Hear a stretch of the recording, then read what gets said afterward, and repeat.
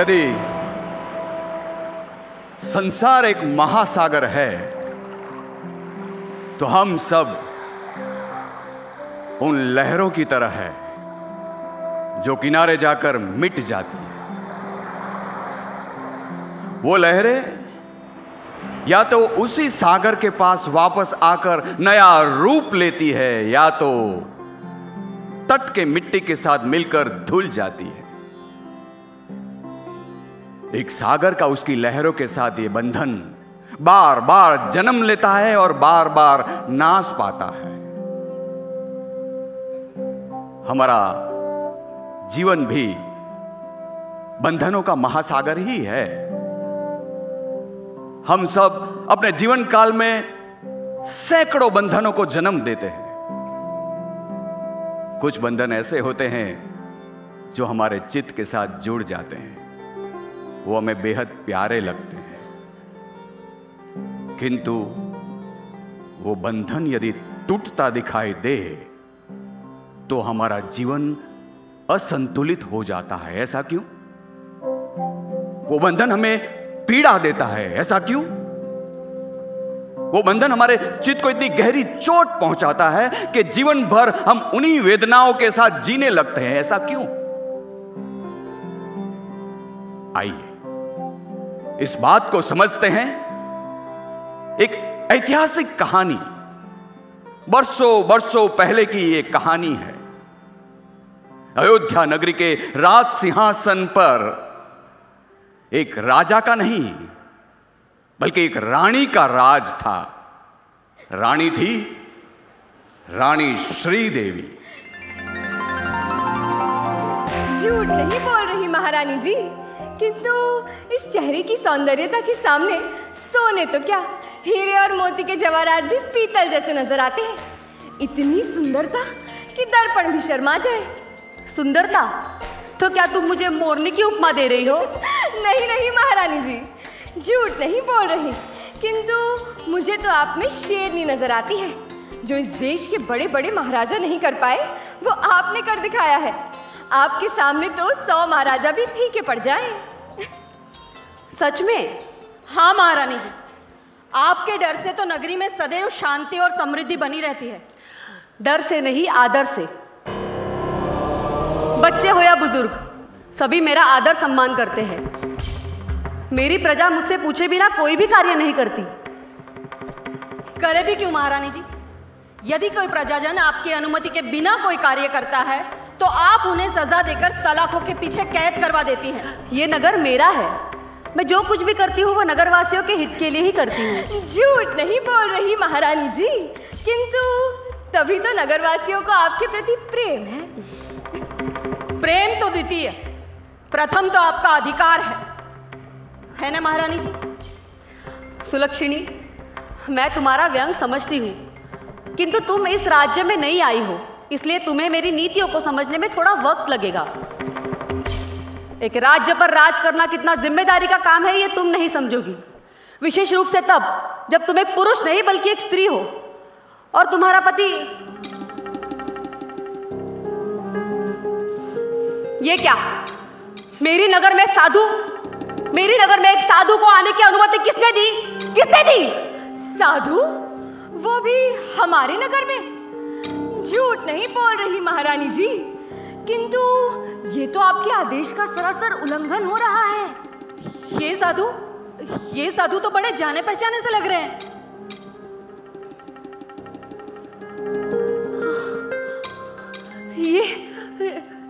ये तो स्वयं।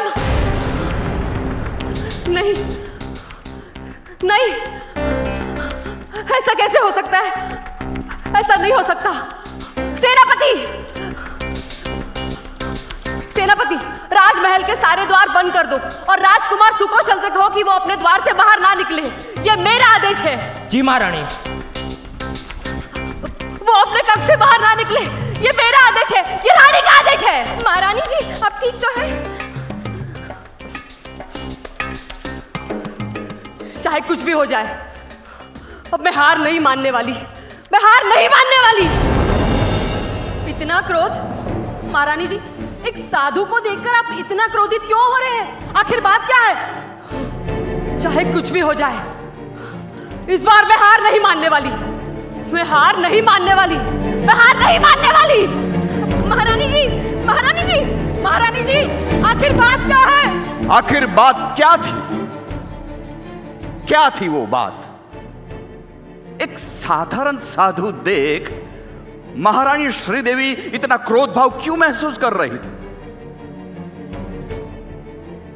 दासी के इसी प्रश्न ने महारानी श्रीदेवी को अपने भूतकाल की ओर परिवाहित कर दिया, क्योंकि वर्षों पहले अयोध्या नगरी पर महारानी श्रीदेवी का नहीं बल्कि उनके पति महाराजा कीर्तिधर का राज था।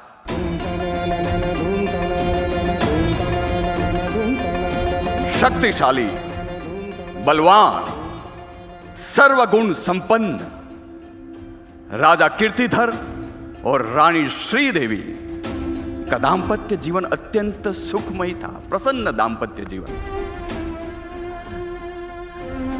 बहुत जल्द ही रानी श्रीदेवी ने एक राजकुमार को जन्म दिया। राजकुमार सुकौशल। राजा कीर्तिधर और रानी श्रीदेवी एक दूसरे से अत्यंत प्रेम करते थे। राजा का पूरा दिन अयोध्या की देखभाल में बीतता था और रानी का पूरा दिन राजा की देखभाल में बीतता था। उन दिनों अयोध्या नगरी धर्म आराधना की नगरी कहलाती थी। साधु संतों के आगमन से अयोध्या नगरी सदैव धर्ममयी बनी रहती थी। एक दिन ऐसे ही बड़े तपस्वी आचार्य अयोध्या नगरी पधारे। राजा कीर्तिधर ने आचार्य के आगमन की खबर मिलते ही आचार्य दर्शन के लिए उनके पास जाते हैं।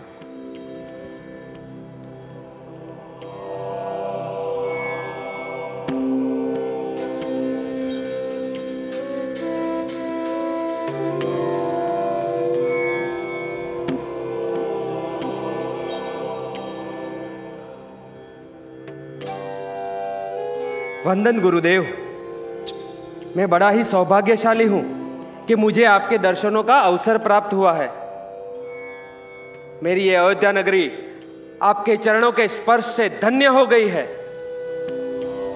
मुझे आशीर्वाद दीजिए प्रभु कि मेरी ये अयोध्या नगरी और भी सुख और समृद्धि को प्राप्त कर सके।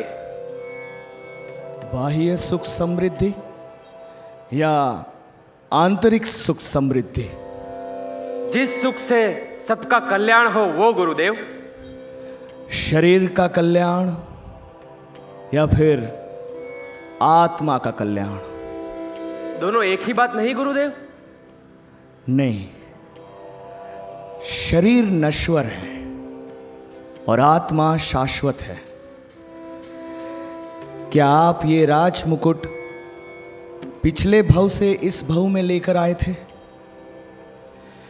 क्या आप ये राज मुकुट इस भव से अगले भव में ले जा सकेंगे? नहीं ना राजन। उत्तम संयम धर्म के साथ ही आत्मसिद्धि संभव है। राग द्वेष विषय कषाय से कलुषित आत्मा किसी शरीर का आश्रय लेकर इस संसार में भटकती रहती है। इन फेरों से मुक्त होने के लिए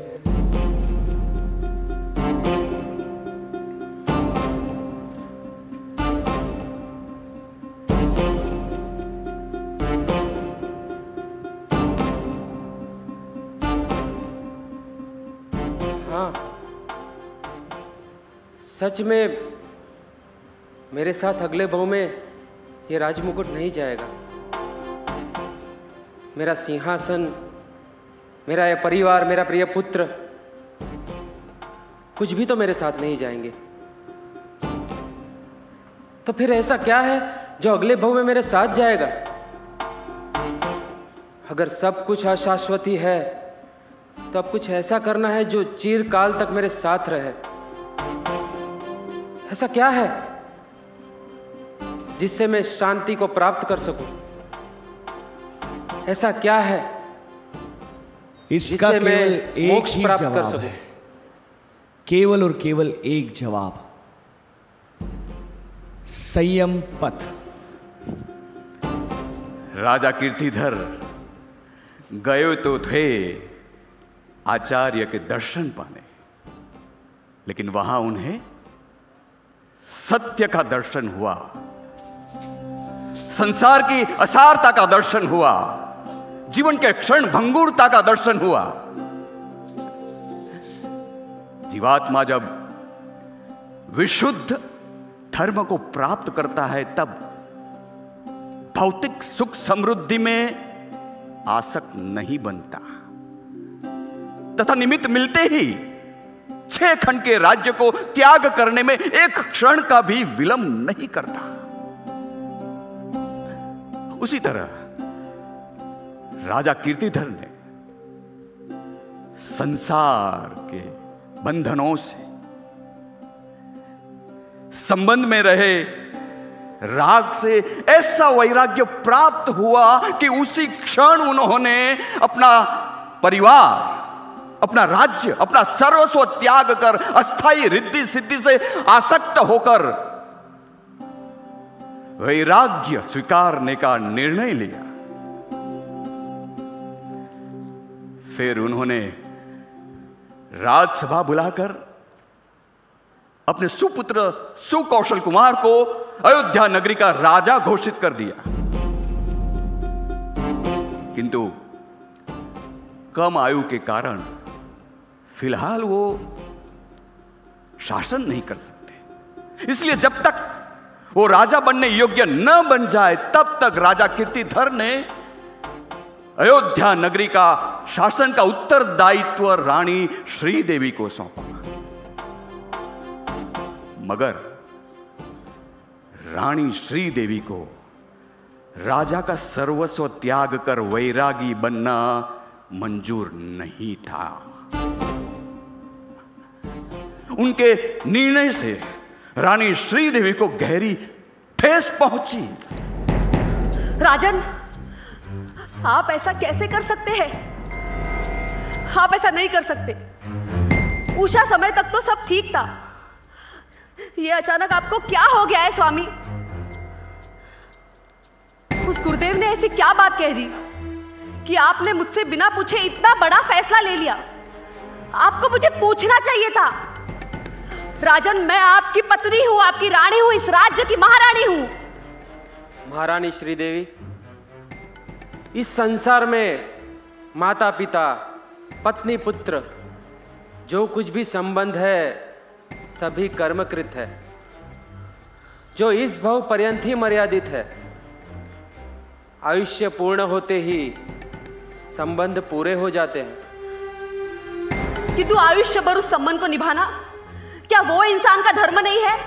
और यदि ऐसा नहीं है तो संबंध बांधे ही क्यों? एक अभागा मनुष्य अपना पूरा जीवन अज्ञान के अंधकार में व्यतीत करता है, लेकिन परमात्मा की कृपा से कभी किसी दिन उस मनुष्य पर ज्ञान की रोशनी होती है। और जब ऐसा हो तो मनुष्य को उस ज्ञान को आत्मसात करके मोक्ष की तरफ प्रयाण करना चाहिए। है मेरे नाथ, जिस प्रकार इस ब्रह्मांड में सूर्य की प्रतिष्ठा है उस प्रकार इस नगर में आपकी है, तो फिर इस विशाल सूर्य को एक छोटे से ज्ञान रोशनी की क्या जरूरत? समग्र ब्रह्मांड में सूर्य की प्रतिष्ठा होने के बावजूद भी सूर्य का एक शत्रु है, और वो है ग्रहण। खुद सूर्य ही शत्रु से अलिप्त नहीं, तो फिर तो हम तो मनुष्य है। ये आप क्या बोल रहे हैं स्वामी? ये आप क्या बोल रहे हैं? हमने साथ मिलकर संसार रचा है, इतना सुंदर परिवार है हमारा। अच्छा, मेरे बारे में नहीं तो हमारे पुत्र के बारे में तो सोचिए, उसकी क्या गलती है? एक पिता अपने पुत्र को इतनी छोटी सी उम्र में छोड़कर कैसे जा सकते हैं स्वामी? उसे पिता का प्रेम कौन देगा? कल को बड़े होकर जब वो मुझे पूछेगा कि मेरे पिता कौन है, कहाँ है, क्यों छोड़ के चले गए, तो मैं उसे क्या जवाब दूंगी स्वामी? हम आपके बिना नहीं रह पाएंगे राजन, हम आपके बिना नहीं जी पाएंगे। महारानी, किसी भी व्यक्ति को जीवित रहने के लिए किसी और व्यक्ति की जरूरत नहीं होती। व्यक्ति को जीवित रखते हैं उनके कर्म। बात सुकौशल को मेरी जरूरत नहीं, स्वयं की है। और मुझे यकीन है कि सही समय आने पर वो मेरी बात जरूर समझेगा। नहीं नहीं नहीं नहीं नहीं स्वामी, मैं आपको नहीं जाने दूंगी। आप मेरे हैं, आप पर सिर्फ और सिर्फ मेरा अधिकार है और किसी का नहीं। मैं आपको नहीं जाने दूंगी स्वामी, आप नहीं जा सकते, आप नहीं जा सकते। अगर सत्य से परिचित होने के बाद भी मैं रुका रहा तो मुझसे बड़ा अज्ञानी और कोई नहीं होगा। मैं आपसे हाथ जोड़ के विनती करता हूं, कृपा करके मुझे प्रस्थान करने दीजिए।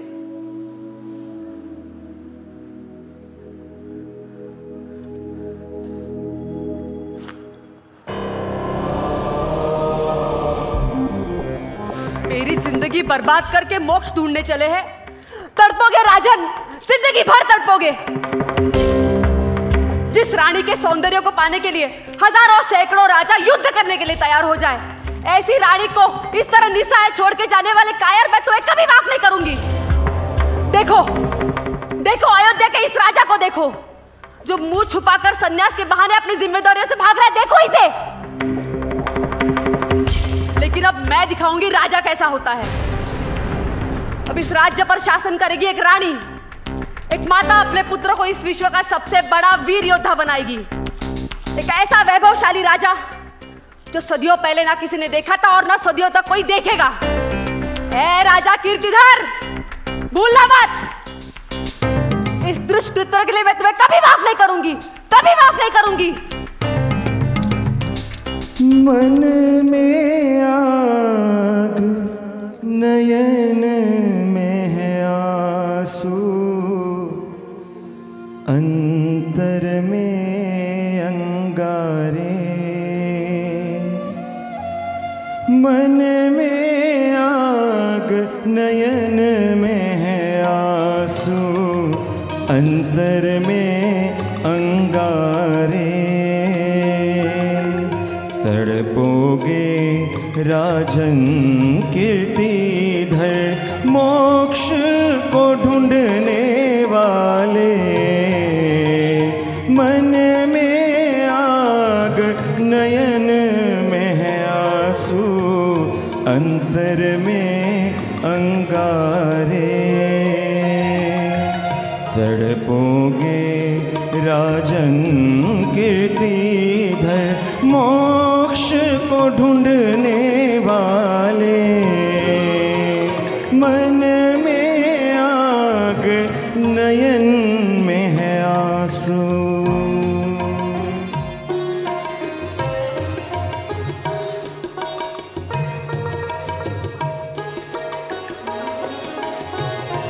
हो जीवन भर हम साथ रहेंगे, मुकर गए अपने वचनों से।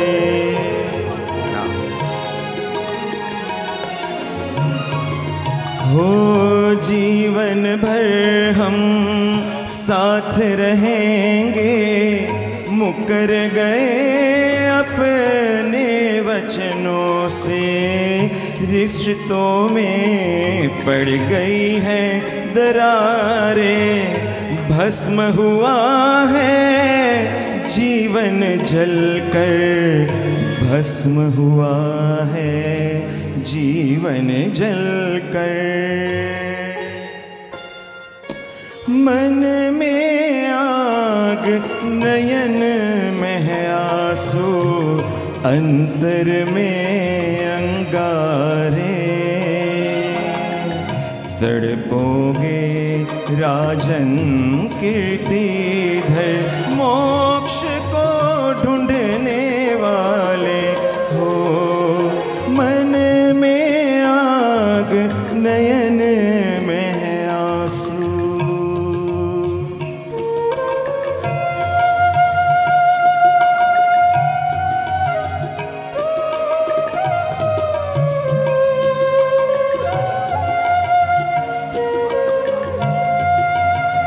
हेठ ले जाऊं?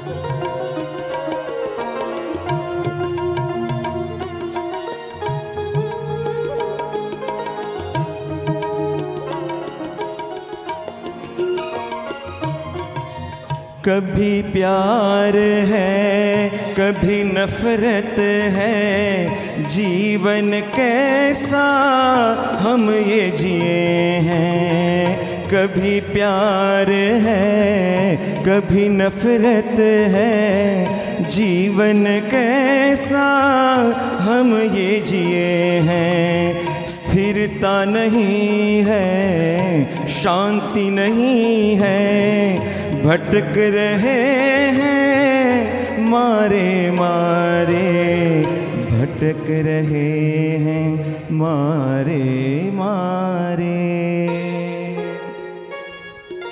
मन में आग नयन में है आंसू, अंतर में अंगारे, अंतर में अंगारे। स्वार्थ, स्वार्थ यह संसार का दूसरा नाम है। जब तक हम किसी के काम आते हैं, सिर्फ तब तक उनके हृदय में हमारे प्रति आदर भाव होता है ना। राजा कीर्तिधर ने अपना सर्वस्व त्याग करने की बात रानी श्रीदेवी को कही, तब उनके मन में जो स्वार्थ भाव था वो चीख चीख कर उन्हें पुकारने लगा। महारानी श्रीदेवी कहती तो थी कि वो राजा से अत्यंत प्रेम करती है, किंतु उन्हें अपने स्वार्थ के बंधनों में कैद रखना वो प्रेम है? मनुष्य में जब स्वार्थ की अतिशयोक्ति हो जाती है, तब अधिकार भाव जन्म लेता है और वो दूसरे मनुष्य पे वो अधिकार भाव जमाने की कोशिश करने में लग जाता है, जैसे महारानी श्रीदेवी ने किया, और खुद को क्रोध की अग्नि में जलता पाया।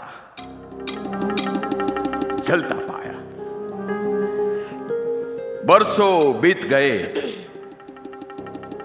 लेकिन क्रोध की अग्नि आज भी उतनी ही ज्वलंत है, क्योंकि जिस साधु को महल के छज्जे से उन्होंने देखा, वो साधु कोई और नहीं, उनके पति राजा कीर्तिधर है। उन्हें साधु वेश देकर रानी के चित्त में जो बरसों से पल रहा द्वेष भाव था, वो बाहर आ गया। अब क्यों आए हैं? मुझे जीवन मजार में अकेला छोड़ देना काफी नहीं था, या और भी कोई कसर बची है जो मुझे दुख पहुंचाने फिर आ गए? लेकिन अब वो नहीं, अब मैं उन्हें दुख पहुंचाऊंगी। बरसों पहले मेरी जिंदगी से निकल गए थे, अब मैं उन्हें इस नगर से निकाल बाहर फेंकूंगी। सेनापति, हमारे अनुमति के बिना घुस आए उस साधु को धक्के मार मार कर इस नगर से बाहर निकालो और किसी वीरान और भयंकर जंगल में छोड़ आओ, ताकि वो चाहकर भी दोबारा आने का प्रयत्न ना करे। जो हुक्म महारानी। झूठ नहीं बोल रही महारानी जी, किंतु उस साधु को नगर से बाहर निकालकर आपने अच्छा किया। यदि हमारे राजकुमार सुकौशल अपने पिता से मिल लेते तो अनर्थ हो जाता। मतलब राजकुमार सुकौशल अपने पिता के बारे में नहीं जानते? इस धर्म के कारण एक बार मैं अपना पति खो चुकी हूं, लेकिन अब कुछ भी हो जाए, मैं अपना पुत्र नहीं खोऊंगी। मेरा पुत्र मेरा सब कुछ है, मेरा सर्वस्व है, और जैसे उसके पिता है वैसे मैं अपने पुत्र को नहीं बनाऊंगी। तब तो आपको राजकुमार को बताना ही चाहिए कि उसके पिता थे कैसे। क्यों? ऐसा क्यों?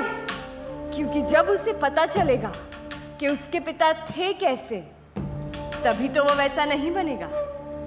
अच्छा, झूठ नहीं बोल रही।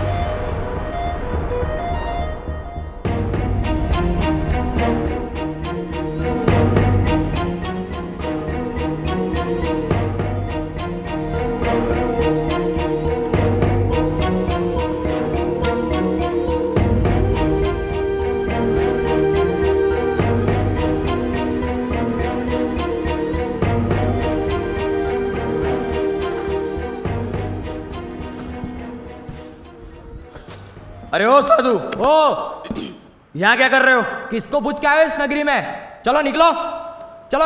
अरे देख क्या रहे हो? चलो निकलो।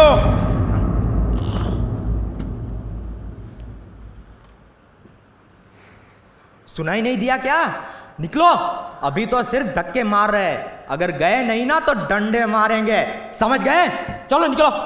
सिपाहियों, छोड़ो उन्हें, छोड़ दो। अरे ये क्या कर रहे हो? शर्म नहीं आती? वो एक साधु है, साधु। ये साधु संतों को अपने घर नगर में पधारने के लिए लोग कितने अहोभाव से विनती करते हैं।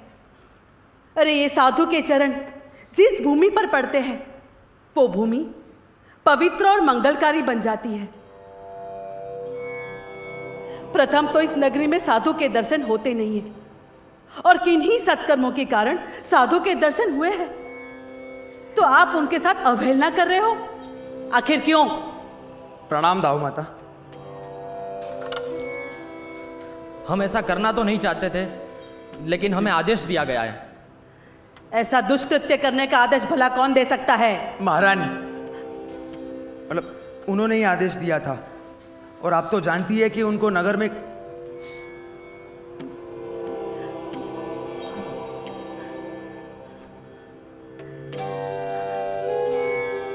मथेन वंदा में मुनिवर, मैं राजकुमार की धाव माता हूं।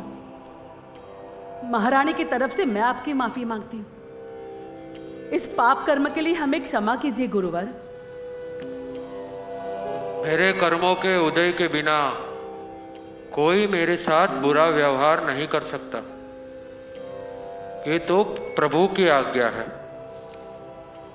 और जिस स्थान पर मेरी उपस्थिति से अप्रीति हो उस स्थान से साधु को विहार कर लेना चाहिए।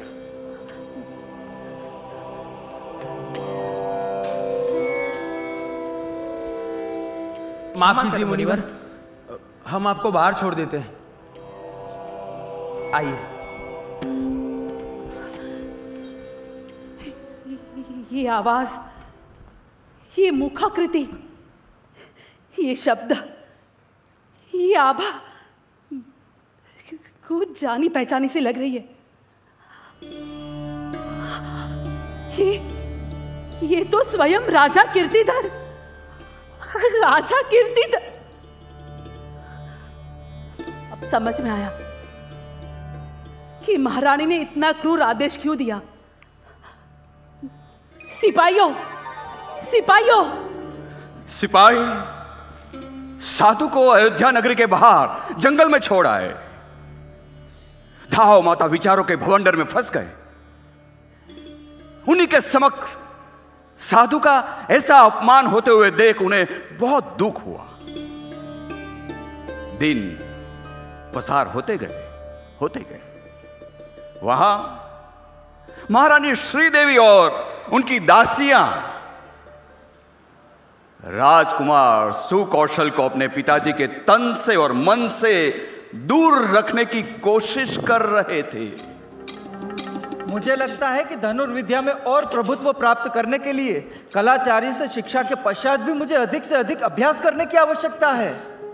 बेटा, तुम बिल्कुल अपने पिताजी की तरह सोचते हो, बिल्कुल उन्हीं की तरह बात करते हो। तुम उनसे भी विशेष धनुर्धर बनोगे। झूठ नहीं बोल रही महारानी जी, किंतु मुझे नहीं लगता कि राजकुमार बिल्कुल भी अपने पिता जैसे हैं। जो सच्चा राजा, सच्चा योद्धा होता है, वो दूसरों को ऐसे बेसहारा छोड़कर थोड़ी जाता है। तुम बिल्कुल सही कह रही हो बेटा। सच कहूं तो उन्हें तुम्हारी चिंता कभी थी ही नहीं। उन्होंने जाने से पहले एक बार भी नहीं सोचा कि उनके जाने के बाद तुम्हारा क्या होगा, तुम्हें सिंहासन के योग्य कौन बनाएगा। अब राजकुमार, आप ही देखिए ना, आमतौर पर एक पिता अपने पुत्र और अपने परिवार के लिए अपना सब कुछ त्याग देते हैं, लेकिन राजा कीर्तिधर ने अपनी ही खुशी के लिए अपना परिवार त्याग दिया। वो तो धन्य है रानी श्रीदेवी का, जो आपको माता और पिता दोनों का प्रेम दे रही है। झूठ नहीं बोल रही। धाव माता, हाँ आप कब आई? अंदर आइए ना। हाँ, वो राजकुमार के भोजन का वक्त हाँ हो गया। हाँ बेटा, तुम भोजन कर लो, फिर क्रीड़ा कक्ष में अभ्यास करने भी तो जाना है। हम चलते हैं। जी माता जी।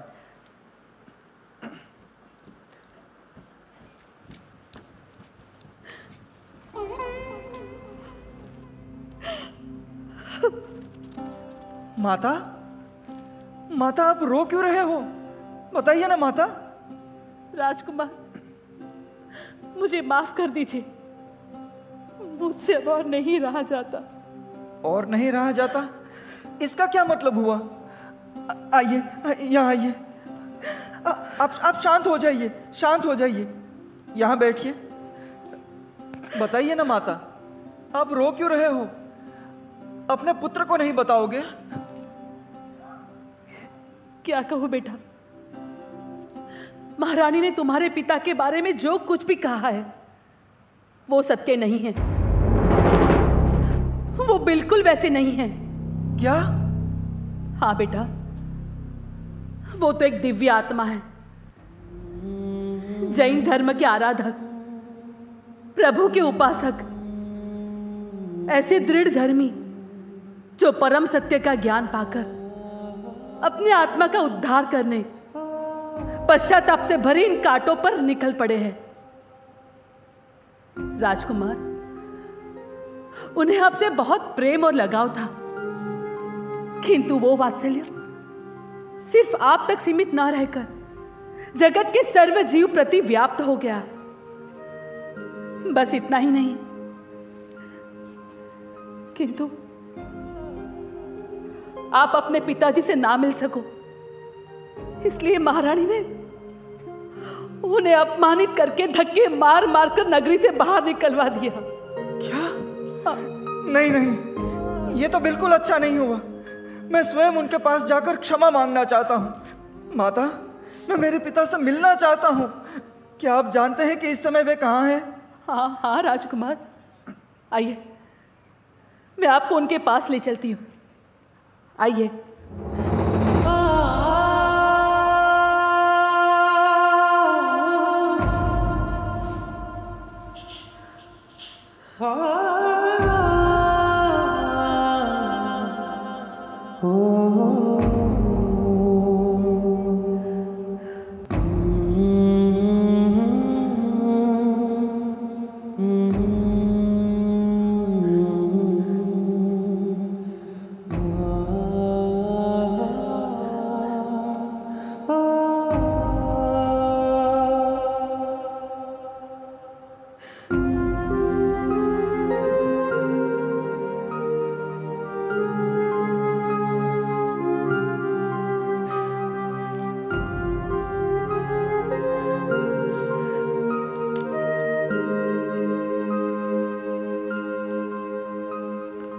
तुम्हें क्षमा मांगने की कोई आवश्यकता नहीं। ये जो कुछ भी हुआ है वो तो मेरे ही कर्म के धर्म है। मुनिवर, इसका अर्थ ये हुआ कि आपको कोई क्रोध, कोई अपमान की अनुभूति नहीं हो रही है? अपमान की अनुभूति उन्हें होती है जिन्हें सम्मान की चाह हो। जो व्यक्ति कभी किसी से कुछ न चाहता हो, उसका कोई कुछ नहीं कर सकता। मुनिवर, क्या आप जानते हैं कि मैं कौन हूं? वस्त्रों से तो आप राजा प्रतीत होते हो। मुनिवर, मैं आपका सांसारिक पुत्र हूं। मेरे पास जो कुछ भी है वो आप ही का दिया है। नहीं राजन, ये सब तो आप ही का पुण्यों का उदय है। आपका भी तो था, फिर भी आपने इन सब का त्याग करके स्वयं के लिए ये मार्ग क्यों चुना? क्योंकि शरीर नश्वर है, और आत्मा शाश्वत है।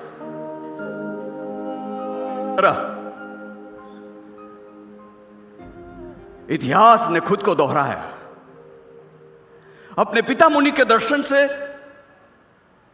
राजकुमार सुकौशल को सम्यक दर्शन प्राप्त हुआ और उन्होंने अपने पिता मुनि के बताए हुए मार्ग पर चलने का संकल्प ले लिया। वही के वही अपने राज वस्त्रों का त्याग कर, दीक्षा अंगीकार कर अपने पिता मुनि के साथ आत्मविशुद्धि के लिए चल पड़े।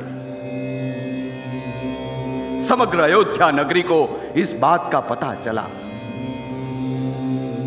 लेकिन जब महारानी श्रीदेवी को इस बात का पता चला तब नहीं नहीं नहीं, यह कतई संभव नहीं। महारानी, उस साधु को तो सिपाही नगर के बाहर छोड़ आए थे ना, तो राजकुमार उन तक पहुंचे कैसे?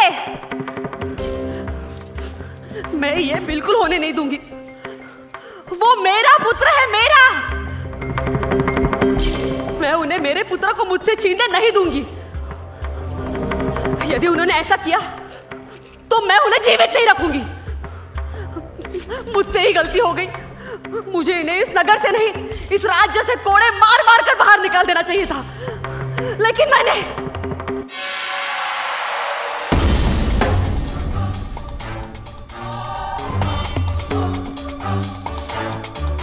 अब नहीं।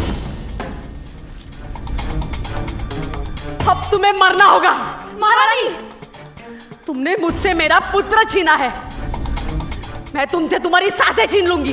महारानी, इस जन्म में तो क्या, मैं किसी जन्म में तुम्हें माफ नहीं करूंगी।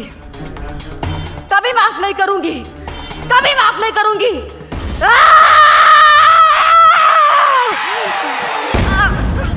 महारानी, महारानी, महारानी, महारानी, महारानी, महारानी, महारानी। तूफान जब उठता है तब अपने साथ धूल, मिट्टी, पत्तों जैसी छोटी छोटी चीजों के साथ बड़े बड़े पेड़ और इंसानों को भी अपनी चपेट में लेकर सब तहस नहस कर देता है। अपने पुत्र वियोग की खबर सुनते ही महारानी श्रीदेवी के भीतर उठा अधिकार, ममत्व, क्रोध और द्वेष ने महारानी श्रीदेवी के आत्मा को अपनी चपेट में ले लिया।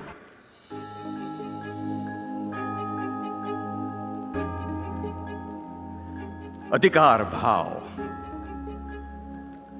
जब मनुष्य में अधिकार भाव जन्म लेता है, वैसे तो महारानी ने मरते मरते अनंतानुबंध पाप कर्मों का बंध किया।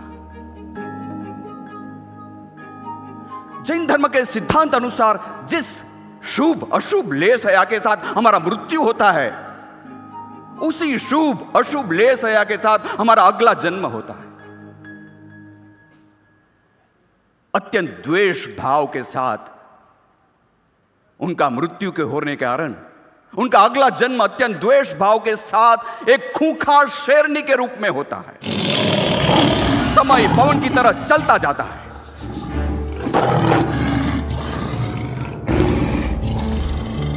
बरसों बीत गए। एक दिन कीर्तिधर मुनि और सुकौशल मुनि विचरते विचरते एक जंगल में आ गए। वहां एक पेड़ के नीचे दोनों ने धर्म आराधना का आरंभ किया। उसी वक्त उस शेरनी की नजर उन दोनों पर पड़ती है। उन दोनों को मुनिवेश में देखकर शेरनी के अंदर जो द्वेष के संस्कार थे वो जागृत हो जाते हैं। कीर्तिधर मुनि को देखते ही शेरनी अपना आपा खो देती है और अत्यंत क्रोध भाव से दहाड़ते दौड़ते हुए कीर्तिधर मुनि की ओर छलांग लगाकर उन पर प्रहार कर देती है।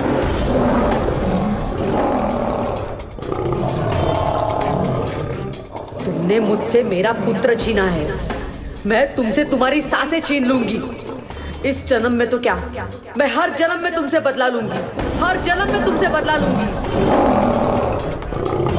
किंतु ये सब देखकर सुकौशल मुनि को जरा भी वो भयभीत नहीं हुए, बल्कि उनके मन में शेरनी के प्रति दया भाव जागृत हुआ। उनके पिता मुनि को प्राण छोड़ते हुए देख सुकौशल मुनि को अपने देह की चिंता किए बिना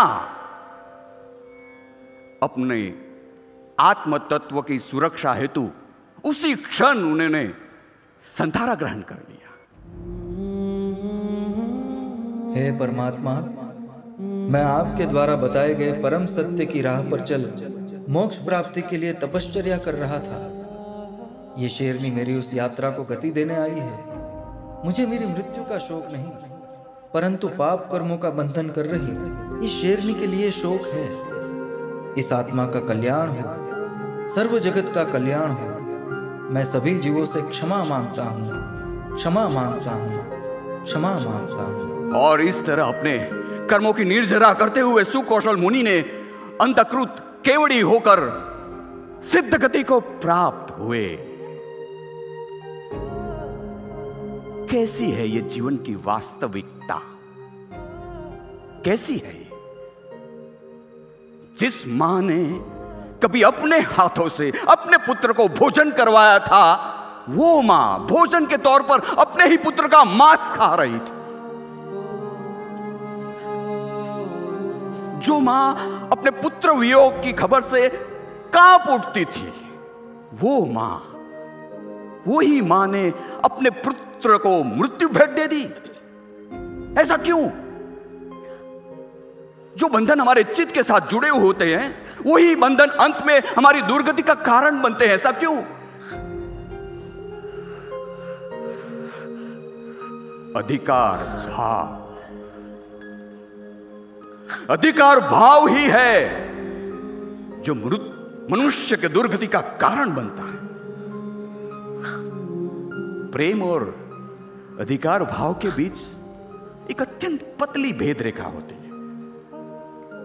भेद रेखा के इस पार प्रेम से मनुष्य को पुण्य कर्म बांधने के सैकड़ों अवसर मिलते हैं, किंतु अधिकार भाव भेद रेखा के उस तरफ अधिकार भाव आने से ही मनुष्य सैकड़ों सागरोपम पाप कर्मों बांधना शुरू कर देता है। एक आत्मा को स्वयं अपने अलावा किसी और आत्मा पर अधिकार नहीं बनता, किंतु जब वो आत्मा किसी और पर अधिकार जमाने की कोशिश करता है, तब वो आशा अपेक्षाओं को आमंत्रित करता है। और जब ये अपेक्षाएं पूर्ण नहीं होती है, तब क्रोध और द्वेष भाव का आगमन होता है। एक क्षमा भाव ही है जो हमें इन बंधनों से मुक्ति दिलाता है। एक क्षमा ही है जो जीवन को अमृत बनाती है, और एक द्वेष भाव है जो जीवन को मृत्यु की शरण की ओर ले जाता है।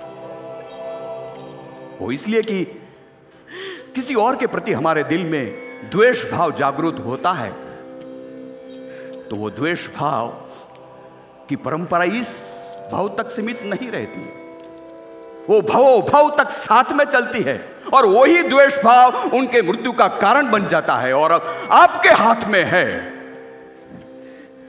क्या आपको अमृत चाहिए या मृत्यु? आपके हाथ में है, आपको बंधन चाहिए या मुक्ति? ना हूं कोई नो ना कोई मार, ऊंचू आत्मा ना कोई संगी ना कोई साथी, ऊंचू आत्मा ऊंचू आत्मा ऊंचू आत्मा।